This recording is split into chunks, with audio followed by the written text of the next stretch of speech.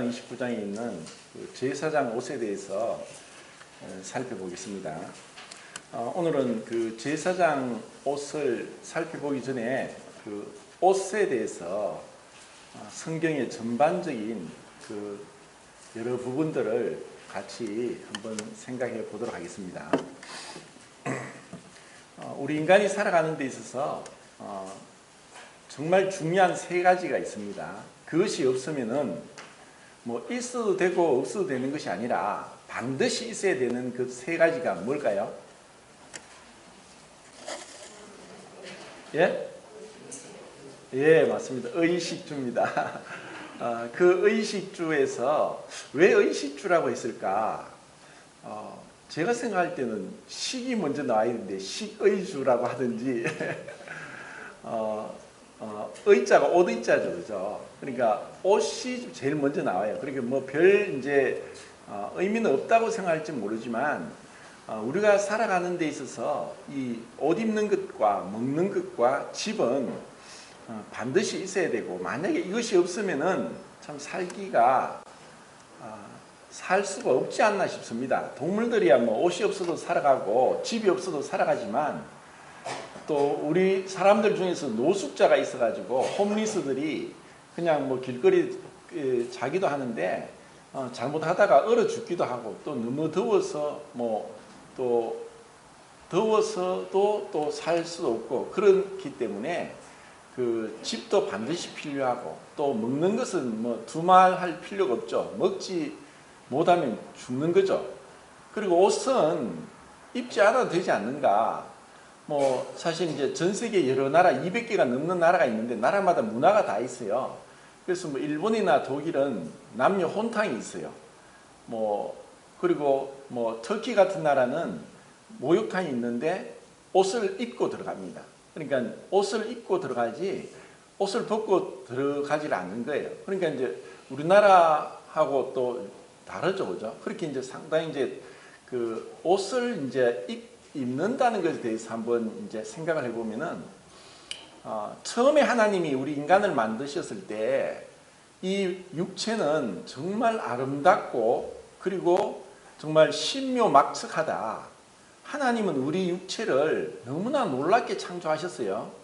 우리 몸에 뭐 그런 것을 하나하나 다 뭐 생각을 아니면은 그 과학자들의 그 의학자들의 얘기를 들으면 들을수록 신기할 따름입니다.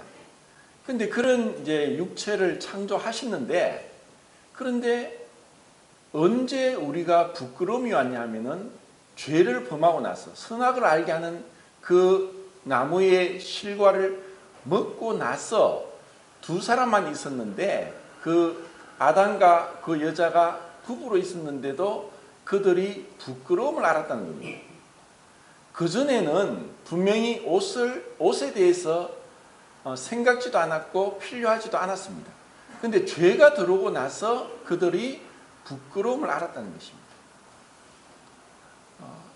그것은 단순히 우리 육체가 부끄러움이 될 수 있는가? 왜 하나님이 아름답게 창조하시는데 무엇이 부끄러울 수 있는가? 이렇게 생각할 수 있고, 그리고 우리가 옷을 입는 것이 단순히 멋을 내기 위하고 더위를 이기고 추위를 이기기 위해서만 입는 것이 아니라, 근본적으로는 우리가 옷을 입는 것은 부끄러움을 가리는 것이다 라고 이제 우리는 생각할 수 있습니다. 만약에 이런 것이 없다면은, 부끄러움이 없다면은 좀 심각해지죠. 이게 그냥 우리와 같이 살 수 없는 또 특별한 이제 보호를 받아야 될 겁니다. 근데 우리가 스스로 아무리 어떤 부끄러움에 대해서 내가 부끄러움을 느끼지 않는다 할지라도, 우리가 다른 사람의 어떤 벗은 몸을 보면은 우리 안에서 이 죄의 정욕이 꿈틀거리고 일어나는 겁니다. 그러니까 본인은 어떤 부끄러움을 모른다 할지라도 이미 우리 마음에 죄를 범하고 나서 이러한 음란한 그 정욕이 우리에게 일어난다는 것이고, 이것은 단순히 어떤 벗은 몸을 보는 것뿐 아니라 우리에게 계속해서 이 생명이 있는 한 사람마다 정도의 차이가 있을지언정 이것을 부인할 수 없습니다. 누구에나 그것이 다 일어나는 겁니다. 근데 이것은 처음에 하나님 우리를 창조하신 것은 먹는 것도 우리가 먹지 못하면 죽지만 내가 아무리 배가 고프다고 할지라도 다른 사람의 음식을 빼앗아 먹으면 죄가 되는 거죠. 근데 그 빼앗아 먹지 않더라도 하나님 보실 때 저것을 내가 너무 배가 고프니 저 사람의 음식을 내가 빼앗아 먹어야 내가 살 것 같다 하고 생각만 하더라도 하나님 보실 때는 이미 우리는 도둑질하게 한 것이 된 것입니다. 이것이 이제 하나님 보시는 그 기준입니다.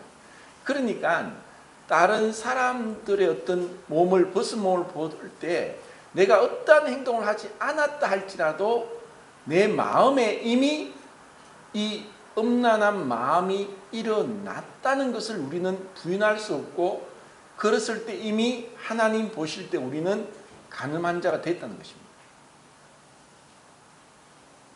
그렇기 때문에 우리가 단순히 옷을 입고 또 입지 않는 그것을 떠나서 이미 우리 마음에는 하나님이 금하신 그 한 가지 죄를 범함으로 인해서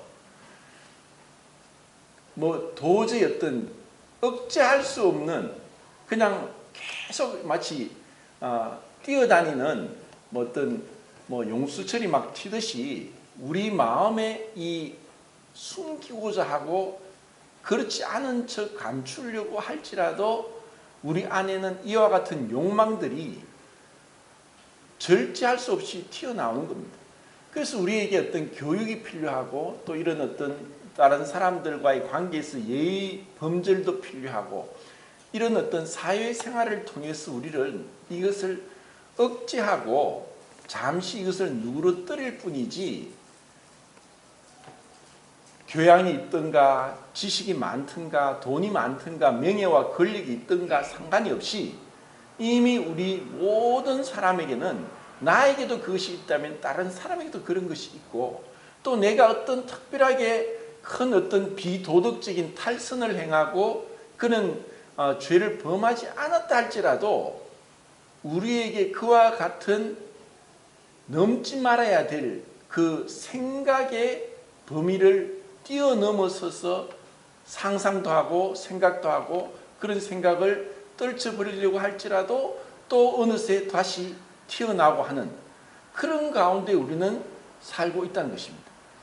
그래서 처음 에덴 동산에서 범죄한 그들이 선악을 알게 하는 과실 열매를 먹고 나서 그들이 무엇을 했느냐?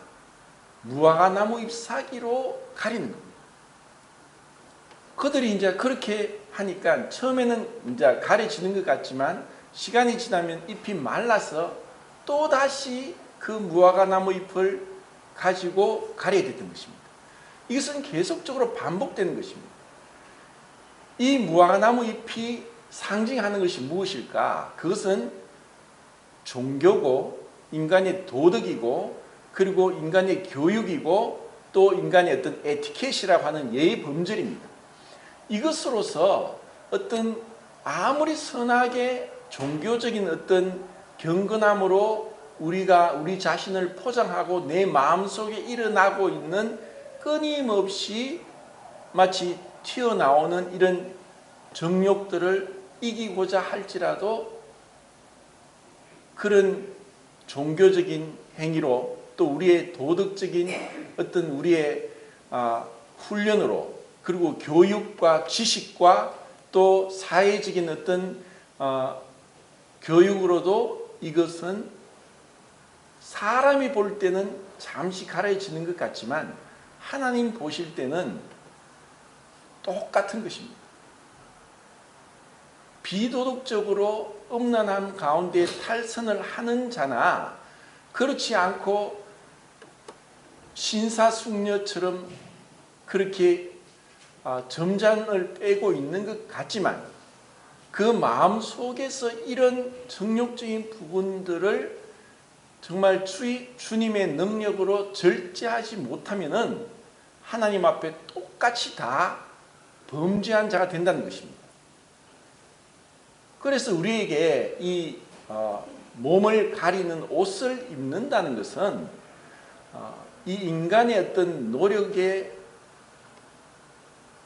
무익함, 아무리 해도 소용이 없다는 것을 깨닫기 전까지는 정말 이 옷의 중요함을 모른다는 것입니다.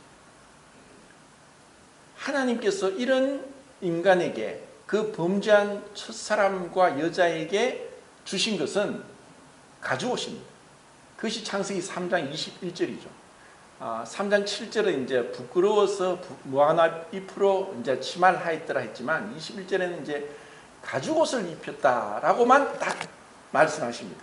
그런데 그 가죽옷에 대해서 어떠한 다른 언급도 없습니다. 그럼 가죽옷은 무엇을 얘기하느냐? 왜 하나님께서 여기서 그냥 가죽옷을 입히셨다고만 하셨을까? 그 가죽옷을 입기 위해서는 반드시 희생된 제물이 있었습니다. 어떤 동물의 그 가죽을 얘기합니다. 그 동물의 가죽을 하나님께서 입히심으로 더 이상 그들이 무화과나무 잎으로 가리는 수고를 하지 않아도 되도록 그렇게 가죽옷을 입혀주셨는 것입니다. 그러니까 하나님이 우리에게 주신 그 옷에 대한 의미는 바로 생명이 희생되었다는 것을 우리에게 생각하도록 하는 것입니다. 단순히 우리가 옷을 그냥 추워서 더워서 멋을 내기 위해서 또 여러 가지 어떤 사회적인 관계 속에서 그게 맞는 옷을 입는다는 것이 아니라 하나님 앞에서 우리가 그 죄를 가리고 부끄러움을 가리고 하나님 앞에 사람 앞에 설 수 있게 하기 위해서는 반드시 그 희생된 제물이 있었다는 것입니다. 이것을 우리가 생각할 때 하나님 앞에 우리는 어떠한 자인가? 이사야서 64장 6절에 우리는 다 부정한 자 같아서 우리의 의는 더러운 옷과 같으며, 우리가 이런 하나님이 마련한 가죽옷을 입기 전까지는 어떠한 사람도 깨끗한 사람이 없다는 것을 우리가 알게 되었을 때 그때 우리는 이 복음을 깨닫게 되는 것입니다. 교회를 다니고 또 아닌 종교적인 어떤 그런 그 의식의 몸을 담고 또 경건하게 살고자 할지라도 그러한 모든 것들은 인간이 만든 무화과나무 잎에 불과한 것입니다. 그 가죽옷이 상징하는 결국 예수 그리스도께서 내 죄를 지시고 그분의 의의 옷을 나에게 입혀주시기까지, 그 옷을 입기까지는 우리 인생은 벌거벗은 자와 같습니다. 그런데 사람들은 이런 벌거벗음을 오랫동안 지내오면서 자기가 벌거벗은 줄도 모르고 살아가는 자들이 너무 많습니다. 그리고 그런 무화과나무 잎으로 가리면서 마치 그것이 문제가 없이 죄가 없다는 둥, 부끄러움도 없다는 둥 그렇게 살아가고 있는 자들이 그들이 육신으로 난 자고 구원받지 못한 자들입니다.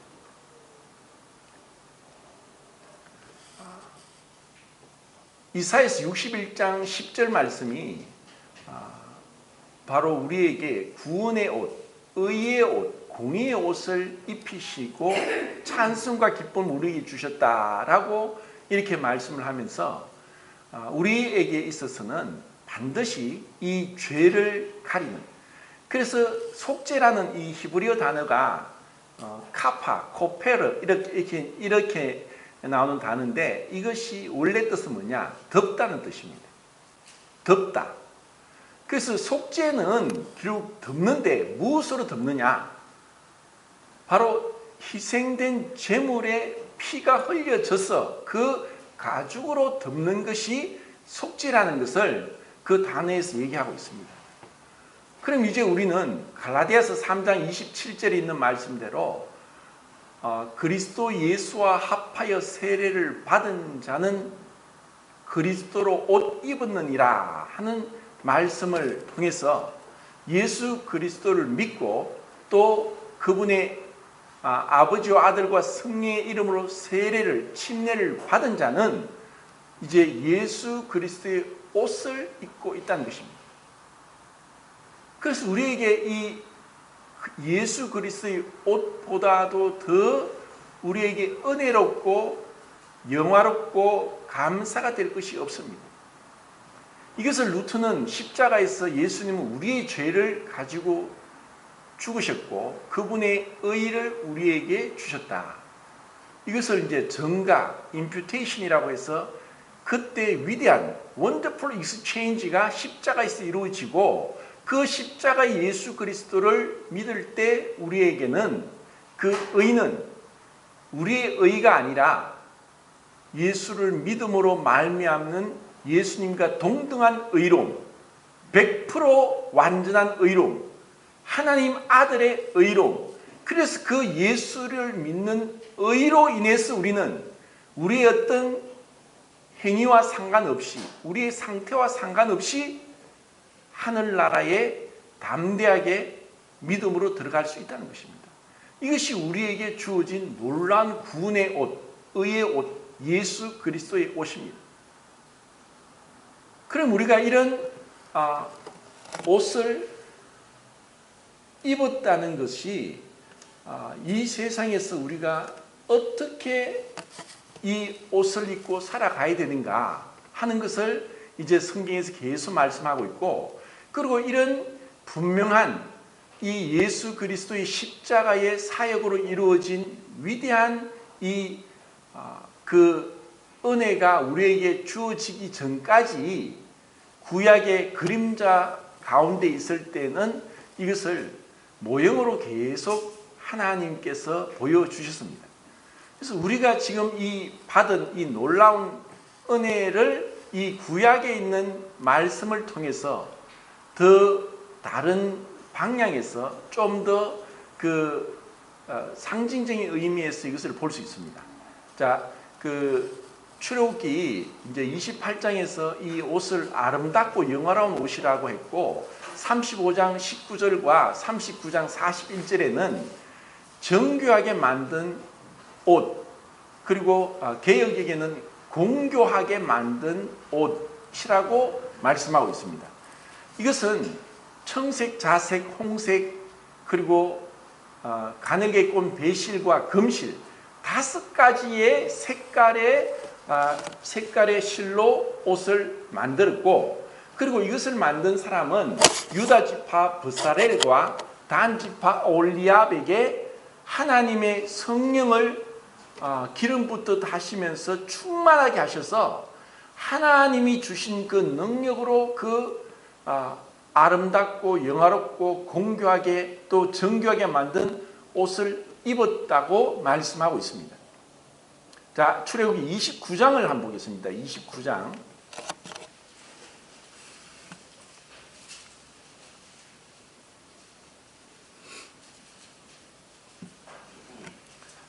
19절, 20절, 21절 읽겠습니다. 29장 19절, 20절, 21절 시작. 너는 한 신랑을 택하고 아론과 그 아들들은 그 신랑의 머리 위에 앉혀있으며 너는 그 신랑을 잡고 그것의 쇠를 가져다가 아론의 오른쪽 뒷부리와 그의 아들들의 오른쪽 뒷부리에 바르고 그 오른손 엄지와 오른발 엄지에 바르고 그 피를 제단 주위에 뿌리고 제단 위에 피와 반죽을 가져다가 아론과 그의 옷과 그의 아들들과 그의 아들들의 옷에 뿌리라. 그와 그의 옷과 그의 아들들과 그의 아들들의 옷이 거룩하니라. 자, 여기서 이제 거룩하다는 것이 이제 구별되다, 분리됐다는 것인데, 어떻게 해서 이 제사장의 옷이 거룩하게 될 수 있는가? 이 거룩하여서 그 하나님께서 거룩하니 이 발에서 신을 벗으라라고 한 것이 출애굽기 3장에 모세에게 가시나무 뜰기에 불이 붙었지만 가시나무 뜰기가 불이 붙지 않고 계속 타지 않고 가시나무 뜰기가 타지 않고 불이 붙어 있는 것이 신기해서 가까이 갔을 때 하나님께서 하늘에서 하신 말씀입니다. 네가 선 곳은 거룩하니 네 발에서 신을 벗으라 라고 해서 모세가 신을 벗게 됩니다.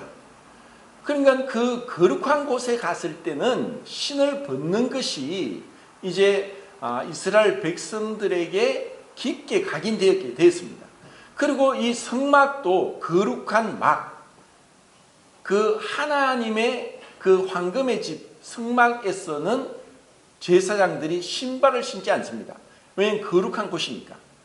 그리고 이 신발을 벗는 것은 룻기서에 보면은 소유권을 양도하는 것의 의미를 얘기합니다. 그 거룩한 곳에서는 사실 우리의 모든 것이 내 것이 아니라 하나님 것이고 내 소유, 내 몸조차도 내 것이 아니라 하나님 것이라는 것을 깨닫는 것이 진지한 의미에서 거룩한 곳에 있는 그 제사장의 모습이고 우리 그리스도인들의 모습입니다. 지난 시간에 제가 이 구약시대의 제사장은 이미 모든 그리스도인들, 형제자매들 모두 구원받은 그리스도인들은 다 제사장이라고 말씀을 드렸습니다. 그러니까 하나님 앞에서 우리는 내 소유에 대한 내 모든 그 소유는 단순히 재물만이 아니라 내 육체, 내 시간, 내 재능, 나의 미래, 이 모든 것이 다 포함되는 것입니다. 그것은 다 내 것이 아니라 하나님 것이다 하는 것입니다. 그래서 그곳에 신발을 벗는데 이제 제사장 위임식 때는 먼저는 이제 순양을 완전히 이제 죽여서 불태우는 번제를 드리고 그리고 두 번째 순양의 안수에서 머리의 안수에서 그 순양을 잡고 그 피를 아론과 그 아들들 나답과 아비후와 엘라살과 이다말 그 네 명의 아들에게 그 모세가 그 오른쪽 깃뿌리에다가 그 피를 바르고 그리고 오른손 엄지 손가락과 오른발 엄지 발가락에 그 피를 바릅니다. 그러고 나서 그 순양의 피를 아론의 아들들 제사장의 옷에다가 피와 기름을 섞어서 뿌립니다. 그랬을 때 그 옷이 거룩한 옷이 되는 것입니다. 그러니까 그 거룩한 옷 앞에서 창세기 3장에서 가죽옷을 지어 입힌 것은 생명을 희생해서 하나님은 그 아담의 부끄러움을 가리는 속죄를 했듯이 반드시 그 생명이 희생되어야 됐던 것을 제사장 위임식에도 상징적으로 그것을 하고 있습니다. 그것은 앞으로 십자가에서 주님께서 우리의 죄를 지시고 그분이 그 거룩한 하나님 아들 되신 분께서 말할 수 없는 고난 가운데 모욕과 또 끔찍한 그 채찍질 가운데서 옷 벗김을 다 당하시고 십자가에 못 박혀 높이 달리시기까지 우리의 부끄러움을 대신 지고 우리의 죄를 지고 죽으심으로 인해서 우리에게 주어진 옷이 바로 우리의 구원의 옷이고 의의 옷입니다. 우리가 이것을 생각하고 우리가 어떠한 은혜를 받은 자인가? 이 구원의 가치, 이 크나큰 구원을 우리가 어찌 등한히 여기려? 우리가 이렇게 큰 구원의 은혜를 받았는데 이것을 우리가 얼마나 감사하고 있고 우리를 그 죄악 가운데서 구원해 내주신 그 주님의 은혜 가운데 얼마나 기뻐하고 그 하나님의 영광을 바라보고 즐거워하느냐. 로마서 5장 2절에 우리가 이 믿음으로 쓰이는 은혜의 들어감을 얻었으며 이제 하나님의 영광을 바라보고 즐거워한다. 이 은혜 안에 들어가는 것은 믿음입니다. 우리가 믿음으로 서인의 은혜 안에 들어갔습니다. 그리고 이제 하나님의 영광을 바라보고 즐거워합니다. 이제 더 이상 내 죄로 인해서 부끄러워하거나 또 그것으로 인해서 우리가 뒤로 물러가지 않고 정말 감사함으로 담대하게 기쁨으로 하나님 앞에 나올 수 있는 것입니다. 그리고 사람들 앞에서도 주께서 나의 모든 부끄러움을 지시고 나의 수치와 허물과 죄를 지시고 나를 깨끗하게 하셨다. 흠도 티도 없이 주님이 나를 이렇게 깨끗하게 하셨다. 그것이 우리에게 은혜가 넘치고 감사가 된다면 사람들 앞에서도 우리는 경건함과 거룩함으로 그리스도로 옷 입은 자로서 참된 온전한 그리스도인의 삶을 살 수 있을 것입니다. 자, 이렇게 제사장에게 이제 피와 기름을 섞어 뿌려서 거룩하게 했고, 그리고 이 피를 대속죄일 날 대제사장이 에봇을 벗고, 에봇에 대해서는 다음에 말씀을 드리겠습니다. 에봇을 벗고 세마포 옷만 입고 그 피를 가지고 성소에 있는 금 향단에 그 연기가 피어오르는 것을 이제 먼저 들어가서 금 향단을 지성소에 놓고, 두 번째 다시 그 수송아지 피를 가지고 그 속죄소 위에다가 7번, 앞에다가 7번 그렇게 뿌리고 나옴으로 인해서 자신의 죄를 속죄하는 것을 했습니다. 그리고 세 번째 들어갈 때는 염소 2마리 중에서 한 마리를 제비 뽑아서 여호와를 위한 염소를 잡아서 그 피를 백성들의 죄를 속죄하는 1년간 유효한 그 속죄를 피를 가지고 지성소에 가서 속죄소 위에다가 7번 그리고 앞 동편에 7번 뿌리면서 그 이스라엘 백성의 죄를 속하는 것을 했습니다. 이것이 대속죄일 날 종교력으로 7월 10일 날 이스라엘 백성들이 해마다 1년마다 그 일을 했던 것입니다. 그런데 그 속죄소에는 금으로 쳐서 그 벗개 뚜껑을 순금으로 그룹을 날개를 펴서 그 지성소 가로 세로 높이가 5m 되는 그 지성소의 날개로 그 지성소를 가득 메우게 하고, 그 얼굴은 속죄소 시온자 그를 바라보도록 금을 쳐서 만들었습니다. 그런데 이것이 상징적으로 만들어 놓은 것이 실제로 예수님을 통해 이루어진 것을 우리는 보게 됩니다. 그것이 복음서에 나오는 예수님께서 마태복음에 보면은 26장에 보면은 나옵니다. 그 예수님이 누우셨던 돌무덤에 마리아가 갔는데 예수님의 시체는 없고 흰옷 입은 천사 두 사람이 그 머리맡에 발 쪽에 있는 것을 봅니다. 이것이 무엇을 상징하느냐?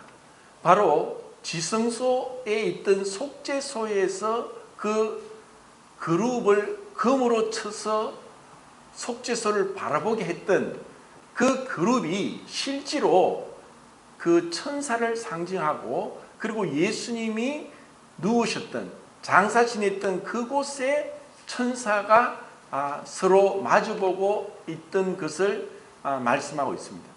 그리고 사도행전 1장 10절에 예수님께서 이제 500여 제자들이 보는 가운데 하늘로 승천할 때, 그때 사람들이 정말 이런 일들은 본 적이 없습니다.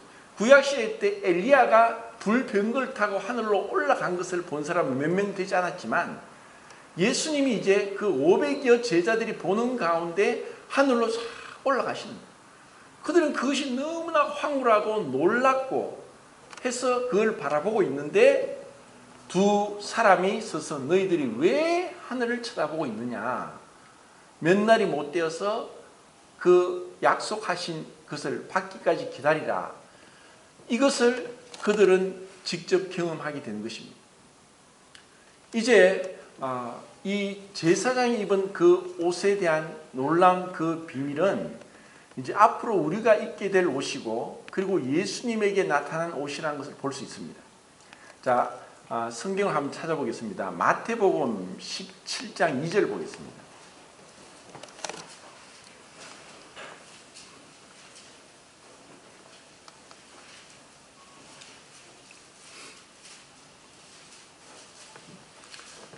아, 17장 2절. 자, 읽겠습니다. 시작. 그들 앞에서 방영되사 그 얼굴이 해같이 빛나며 옷이 빛과 같이 휘어졌더라. 두 군데 더 찾겠는데 마가복음 9장 3절.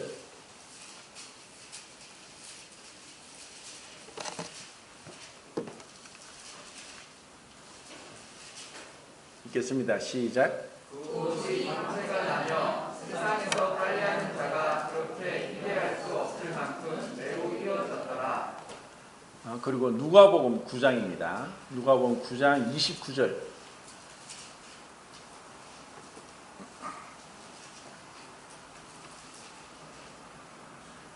시작. 기도할 때에 눈물과 나되고 그 옷이 휘어져 광채가 나더라.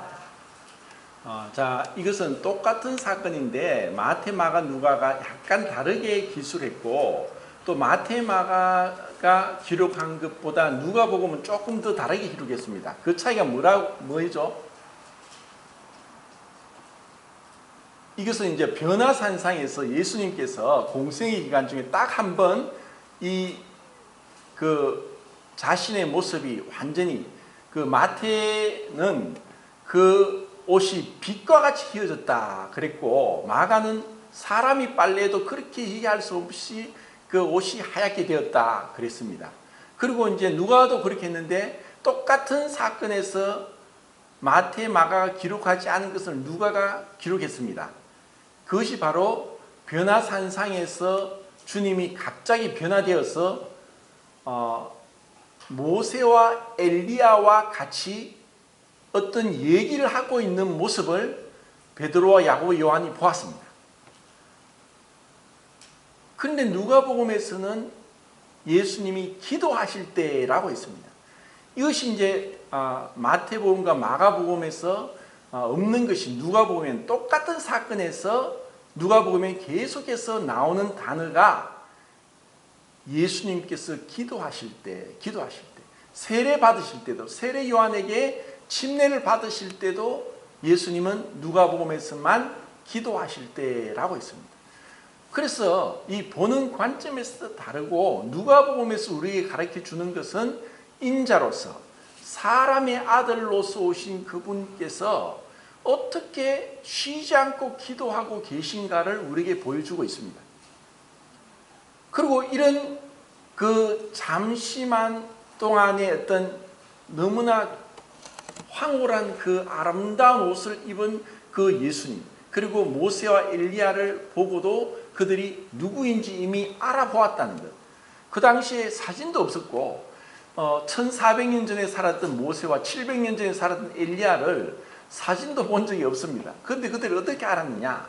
이것이 바로 우리가 천국에서 자연스럽게 우리가 직관적으로 영적으로 알게 된, 누군가 이름표를 붙이지 않더라도 저 사람이 누구인지 알 수 있는 그런 놀라운 광경을 이제 우리는 미리 여기서 보게 되고, 우리도 천국 가면은 이름표를 붙이지 않아도 다 알 수 있을 것입니다. 이런 놀라운 일들이 일어날 것입니다. 그런데 이것은 잠시 주님께서 그렇게 원래의 모습을 보여주었을 때 베드로는 정신이 없었습니다. 너무나 이 충격적인 장면에 어떻게 할 줄 몰랐습니다. 자기가 무슨 말 하는지도 모릅니다.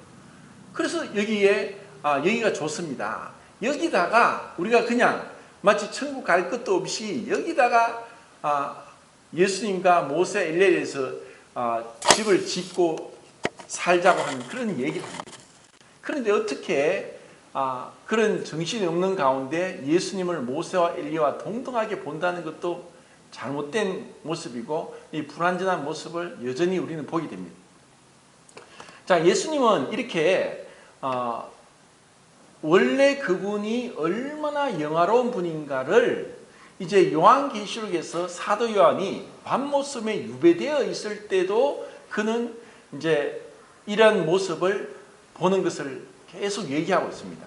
계시록 4장부터 7장 또 19장에 이제 몇 군데의 말씀을 찾으면서 예수님께서 어떠한 가운데 계시는가를 한번 보겠습니다. 계시록입니다. 계시록 4장 1절.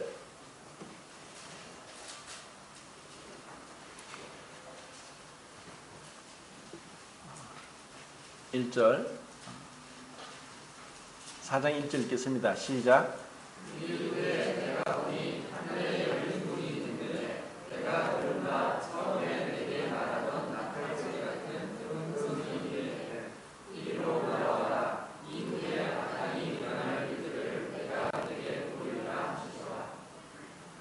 그리고 4절 읽겠습니다. 4절 시작.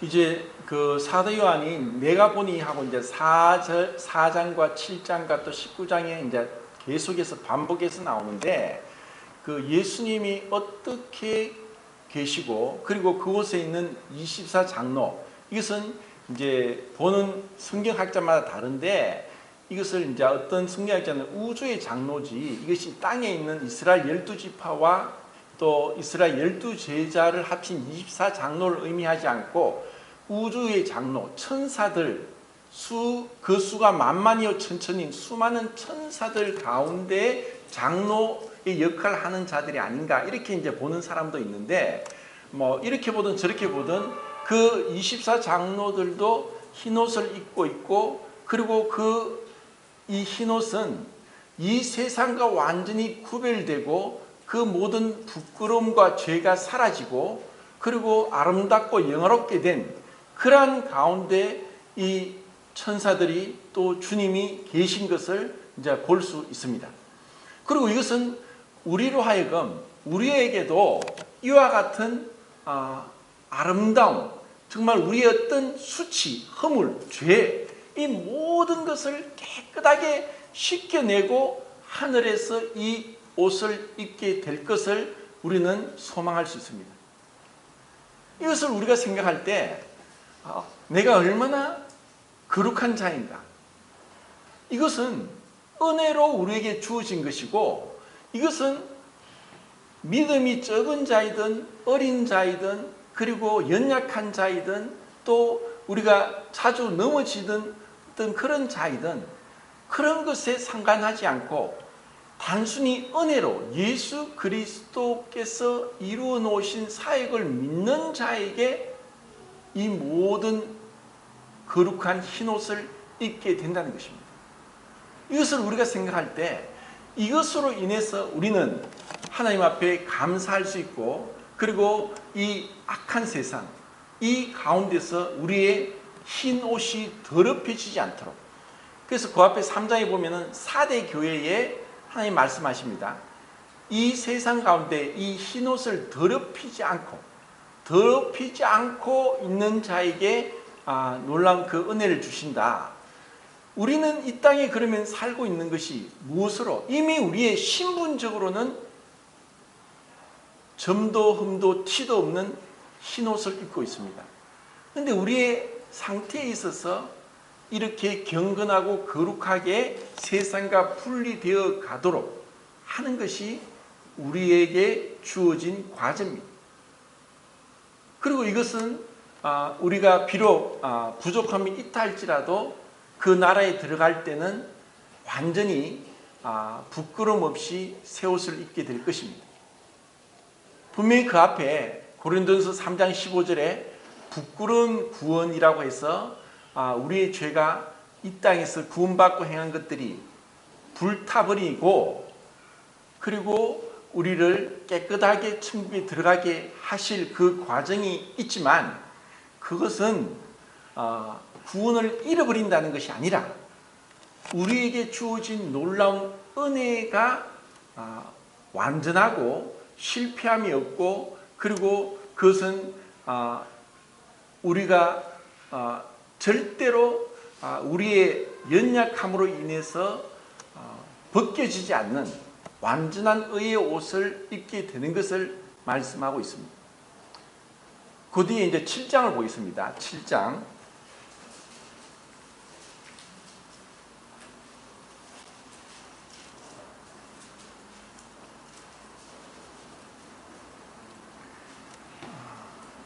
(9절부터) 끝까지 참 읽겠습니다. 시작. 이 일에 내가 보니 나라와 족속과 백성과 방언에서 아무도 능히 들 수 없는 큰 무리가 나와 흰옷을 입고 손에 중명갈치를 들고 보좌와 어린 양 앞에 서서 큰 소리로 외쳐 이르되 보좌하시니 보좌에 앉으신 우리 하나님과 어린 양에게 있도다 하니 모든 천사와 보좌와 성도들과 내 생명의 영들이 모였다가 보좌 앞에 엎드려 얼굴을 대고 하나님께 경배하여 이르되 아멘. 찬송과 영광과 지혜와 감사와 존귀와 권능과 힘이 이 하나님께 세세토록 있으리로다. 아멘. 장로전하가 아답다가 나에게 이르되 이 흰옷 입은 자들이 누구며 또 어디서 왔느냐. 내가 말하기를 예수여 당신이 아시나이다 하니 그가 나에게 이르되 이는 큰 환난에서 나온 자들인데 어린 양에게 그 옷을 씻어 입게 하였느니라.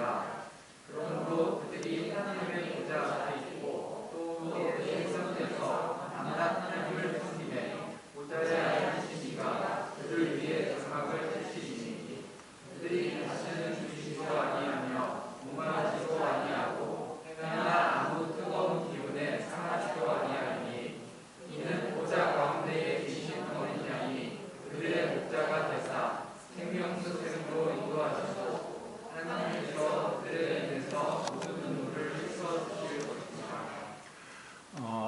그 앞으로 될 일들 그리고 이것이 반드시 이루어질 것이고 그리고 이것은 은혜로 구원받은 모든 자에게 값없이 거저 주어지는 선물입니다.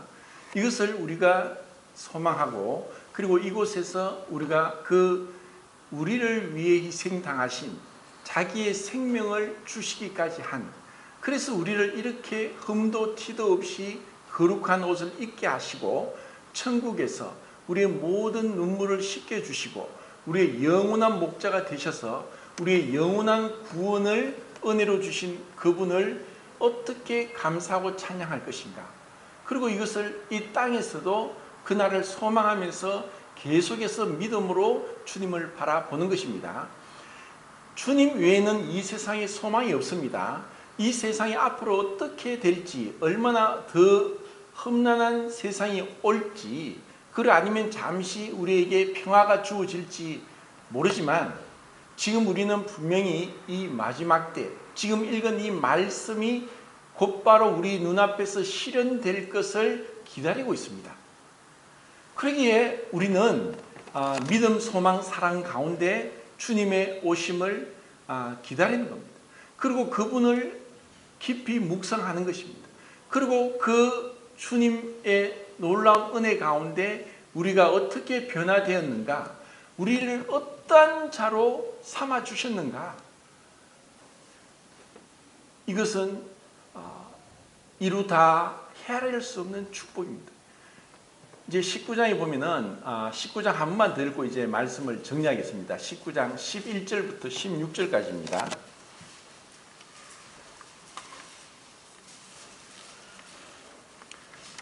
(19장) 11절부터 16절까지입니다.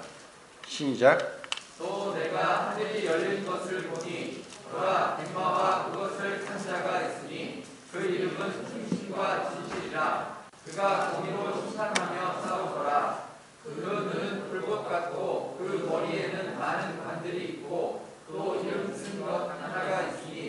자기밖에 아는 자가 없고 또 그가 핑크린 옷을 입었는데 그 이름은 하나님의 말씀이라 칭하더라. 하늘에 있는 군대들이 희고 깨끗한 세마포 옷을 입고 백마를 타고 그를 따르더라. 그의 입에서 예리한 검이 나오니 그것으로 만국을 치겠고 친히 그 검을 결정하는 것 같으며 또 친히 하나님 곧 전능하신 이의 맹렬한 진노의 포도주 틀을 밟겠고 그 옷과 그 다리에 이름을 쓴 것이 있으니 만왕의 왕이요 만주의 주라 하였더라. 그 1600년대에 그 영국에서 있었던 일인데, 영국이 이제 이름이 보면은 이제 뭐 그레이트 유나이티드 브리튼인가 하여튼 이름이 그렇습니다. 이제 잉글랜드, 스코틀랜드, 웨일즈, 아일랜드가 이제 이렇게 연합돼서 이제 대영 제국이 되었는데, 그 종교개혁이 있고 나서 이제 독일에서 또 프랑스를, 스위스를 중심으로 종교개혁이 있었던 그 종교개혁이 영국에까지 넘어갔습니다.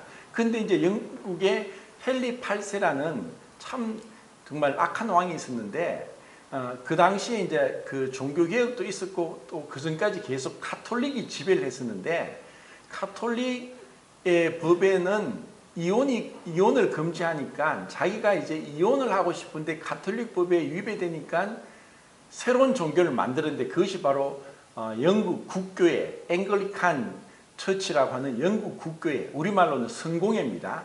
그 성공회를 만들었습니다. 그래서 그 성공회에 들면은 국가에서 인정하고, 그 성공회에 들지 않는 비국교도, 독립교회라고 하는 이 개혁교회들은 탄압을 받았습니다. 그래서 그 스코틀랜드의 한 어린 여자아이가 이제 만찬 예배에 참여하려고 가고 있는데 영국 국교도들이 이제 붙잡았습니다. 네가 어디 가느냐? 자기는 그곳에 만약에 간다고 하면은 붙잡혀서, 그 당시에 많은 사람들이 투옥되었습니다. 철로 역정을 썼던 존 번연부터 해서 또 많은 그 당시에 성경학자들이 감옥에 들어가게 됐습니다. 근데 그 소녀가 갑자기 성령이 주시는 그런 아이디어가 떠올랐습니다. 어디 가느냐? 네, 오빠가 돌아가셨어요. 오빠가 나를 위해 유언을 남겼고 나를 위해 한 일을 지금 듣기 위해서 가는 길입니다 하고 거짓말하지 않고 자기는 그대로 얘기했습니다. 그래서 이 영국 국교도들이 이 어린 소녀를 가도록 내버려 두고 붙잡히지 않았다고 하는데, 그 오빠가 누구죠? 누구죠? 예수님입니다. 이 소녀가 이제 그렇게 얘기를 한 거예요. 그러니까 이 하나님의 말씀을 순종하고 지키기 위해서는 반드시 핍박이 옵니다.